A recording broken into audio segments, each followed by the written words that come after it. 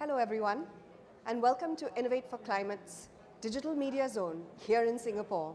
Today is our last day in Singapore. Before we start, do make sure to follow the conversation using the hashtag Innovate for Climate. I'm thrilled today to be joined by Emma Imperial. Welcome, Emma. She's the President and CEO of Imperial Homes Group of Companies. Emma, welcome. Thank you. Question. So since 2015, your company introduced solar power into mass housing projects. Can you tell us a bit more about that? How has that experience turned out? What was the thinking behind it?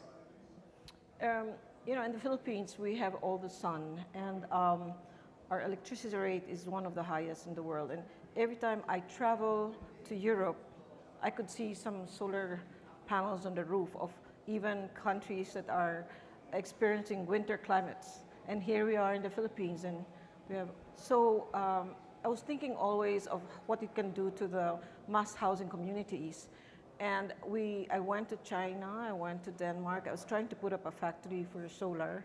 And then at the end of the day, I started putting small solar just to test it, like hundreds of them on my small houses. And with acid battery at that time, it was like 7 years ago. And when there was a storm, a typhoon, only my small houses were lighted.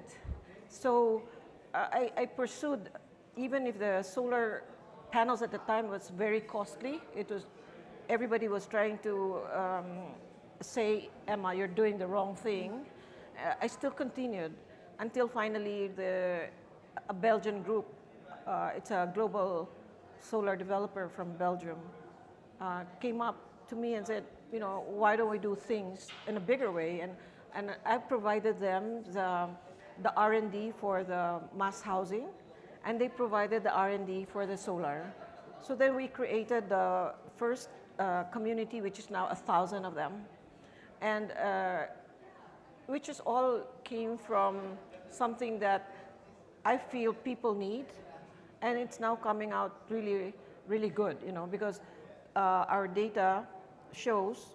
So we monitor the data on the savings of the solar solutions, and we have like 31% savings from our low-income buyers, and so that's really how it started. And it became very good for the business. And many developers were saying it's not going to work, but in our company, the sales went up every year by 65%. So it was good for the company, but it was better for the low-income group. And I was telling them that the myth that solar solution at that time, which is 2015, is only for the rich. It's no longer a myth. It's not the myth that it's only for the rich. It's no longer there. So it's now being given to the low income, the middle income. So in the Philippines, it's quite popular. Wow, exciting, transformative, in fact. Yeah. You were here at Innovate for Climate to be on a panel on sustainable cooling. Yes. Can you talk us through a little bit the connection between sustainable cooling and building design? We continue to innovate in the company. So our company has been transformed from the usual real estate developer to now housing technology developer. The first thing that we provided was the solar solutions, and now we brought in a Danish ultra high performance concrete from Denmark, and we put it up in the Philippines. We set up a factory. What it is that the panels uses 85% less cement. Wow. And it's very renewable. It lasts 100 years. So the technology is really for high-end in Denmark. What I did is I made an R&D to make it for the mass housing again. So the technology for the building materials, aside from the fact that it uses less CO2, each home with the solar and the building technology will be able to reduce 45 tons of CO2 per house. So you can see the impact of that kind of innovation for the mass housing. In our country, there's like about 6.7 million housing backlog. And I think in the world, it's a World Bank data, it's about 1 billion. So if you have this kind of technology to be built with this 1 billion homes, you can see the impact of that on our climate, because it's 45 tons for each 36 square meter home. So that's what we're talking about, the sustainability of that building material could have also prevent the heat from coming inside the house. Our low-cost homes are, we have been given the ED certification, which is the Excellence in Design for Energy Efficiency. So we're able to lower the solar, the electricity needed from fossil fuel, and then we also save on water. Excellent. So, and also for the materials. So that's the World Bank certification. So our homes, even if they're for the low income, they're world class because they get this kind of certification. Wonderful. Can you tell us a little bit about some of the innovations that you might be most excited about, that you may be thinking, okay, this is where the future of this kind of transformation is going to be? I think the many developers in the world are problems right now is really how to build in a sustainable way, and also how to build fast, because the world is growing, so you need more houses for the low income, middle income. And I think I stumbled on a technology that really has it all, because this convey technology is built like a Lego. I mean, if I have a video to show, you would be amazed. The technology is very light, so that's why it's sustainable also, because you don't need a lot of transportation.